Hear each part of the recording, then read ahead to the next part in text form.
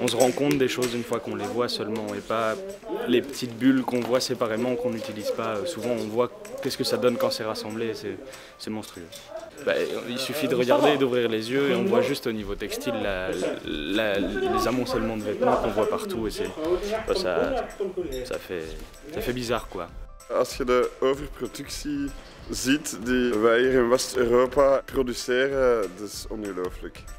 Dus het is gigantisch lange weg te gaan en we zijn niet de enigste, we zijn nog klein. Dit is alleen nog maar op schaal van Brussel, als je dat op nationaal niveau zou zien. Je trouve que c'est intéressant, c'est peut-être un sujet moins proche de ce qu'on pense du zéro déchet, mais que ça nous force aussi à acheter peut-être un peu moins, parce que finalement quand on donne à un organisme, peut-être qu'en fait on ne leur fait pas vraiment un cadeau.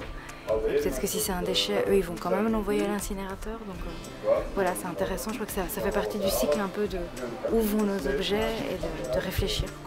J'étais aussi étonnée de voir combien de déchets on produit. Et 400 000 tonnes par an de déchets incinérables, ça c'est énorme, il faut s'arrêter, ça c'est clair. Et moi je le fais déjà et je vous invite à le faire, vous aussi, tout le monde.